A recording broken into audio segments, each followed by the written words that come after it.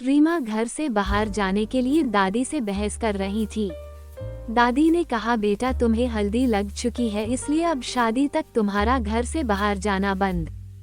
रीमा ने कहा, अरे दादी आप भी क्या पुराने जमाने वाली बातें कर रही हो, अब इस हल्दी से मेरा बाहर जाने का क्या संबंध। दादी ने रीमा से कहा कि बेटा तुम आजकल के बच्चे कुछ नहीं समझते हो, शादी ब्याह के समय हमारे ग्रह कुछ कमजोर हो जाते हैं और इस समय का फायदा उठाकर बुरी आत्माएं हमें नुकसान पहुंचा सकती है। दादी की ये बुरी आत्मा वाली बात सुनकर रीमा जोर जोर से हंसने लगती है। रीमा की मम्मी ने उसे इस तरह हंसते हुए देखकर तुरंत चुप रहने का इशारा किया। रीमा को अच्छा नहीं लगा और उसने अपने दादी और मम्मी से कहा कि आप लोग भी कैसी बातें कर रहे हो, आज दुनिया चांद पर घर बसाने की सोच रही है और आप लोग आज भी इस भूत प्रेत के चक्कर में पड़े हो। तभी रीमा की मम्मी ने उसे कहा कि बेटा चुप करो, हर बात में हमसे बहस करना जरूरी नहीं होता है। तुम्हें बेटा जो कुछ भी चाहिए वो ऑनलाइन ऑर्डर कर लो या फिर हमें बता दो, हम ले आएंगे। रीमा ने कहा, अच्छा ठीक है, और वो अपने कमरे में चली जाती है। रीमा जैसे ही अपने कमरे में जाती है कि तभी मोबाइल पर उसके मंगेतर का कॉल आता है। रीमा को फोन पर उदास देखकर रीमा के मंगेतर ने उससे पूछा कि इतनी उदासी किस बात की। रीमा ने सारी बातें बताई।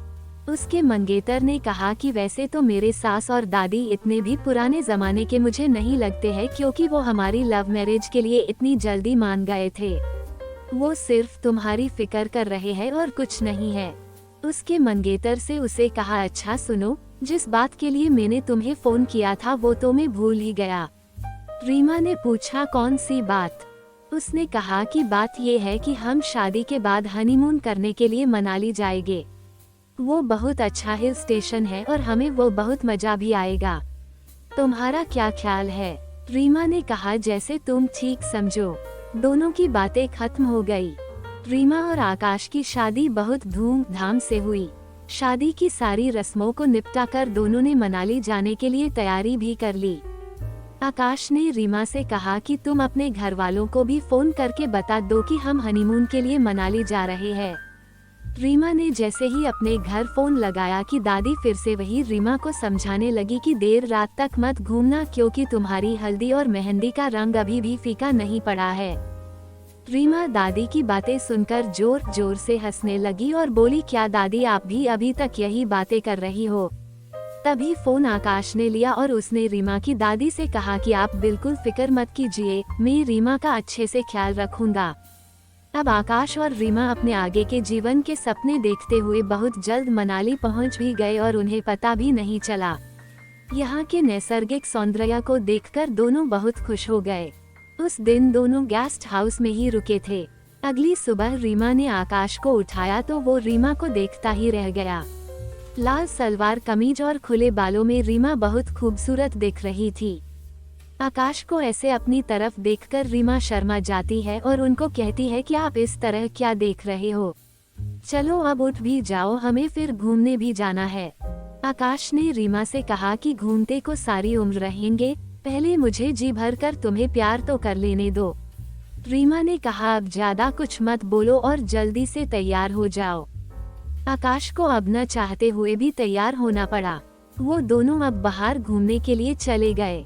दोपहर को जब धूप थोड़ी तेज हुई तो दोनों एक पहाड़ी पर पेड़ के नीचे बैठ गए।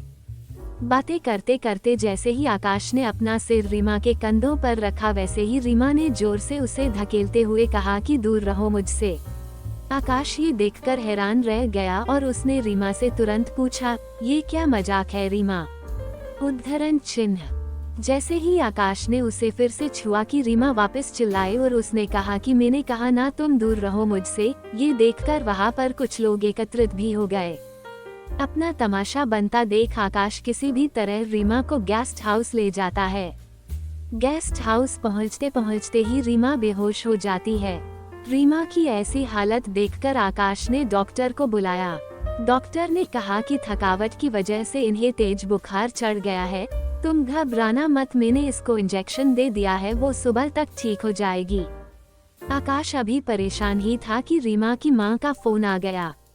आकाश ने उन्हें सब कुछ बता दिया।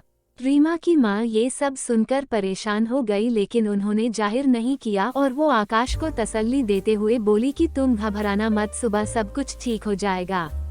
मैं तुम्हें सुबह फोन करूंगी।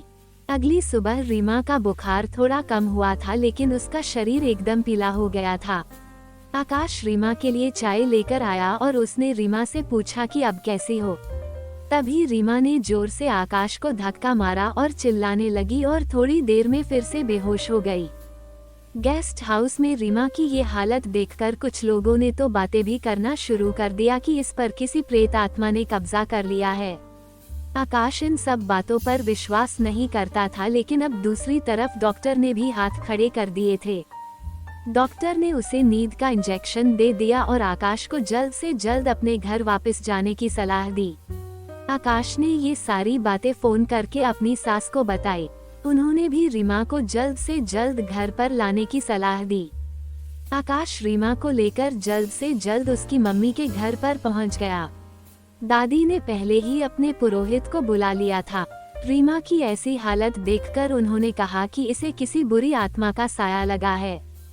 पूजा शुरू होते ही रीमा छटपटाने लगी। पुरोहित जी ने उसके बाल बांधने के लिए कहा। आकाश ने जैसे ही उसके बालों को पकड़ा, वैसे ही रीमा ने आकाश को जोर से धक्का दिया और आकाश दीवार से टकराया और खून भी बहने लगा। वो जोर से मर्दानी आवाज में बोली, क्यों बांध रहे हो इसके बालों को?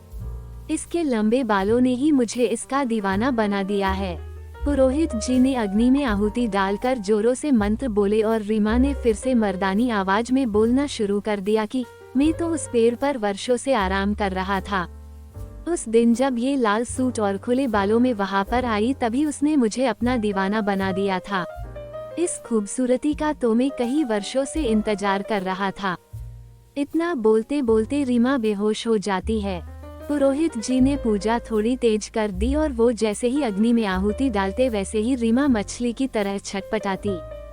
पूर्ण आहुति के साथ सभी ने देखा कि एक लौ सी रीमा के शरीर से निकलकर अग्नि में भस्म हो गई और इसके साथ ही रीमा का शरीर भी शांत हो गया। कुछ समय से बाद रीमा को होश आया और वो अपने आप को अपने मम्मी के घर पर देखकर हैरान सी रह गई। आकाश के माथे पर चोट देखकर वो बोली, ये चोट तुम्हें कैसे लगी? तभी आकाश ने उसे कहा कि कुछ नहीं है जानेमन, ये तो तुम्हारे एक अनोखे दीवाने की देन है। घर पर सभी आकाश की ये बात सुनकर हंसने लगे। दोस्तों, ये कहानी केवल मनोरंजन के लिए है। इसके पीछे हमारा उद्देश्य किसी भी प्रकार की व्यक्ति को ठेस पहुंचाना नहीं है। दोस्तों, ऐसी इंटरेस्टिंग कहानियां सुनने के लिए हमारे YouTube channel R N the rock entertainment को लाइक एंड सब्सक्राइब करें। धन्यवाद।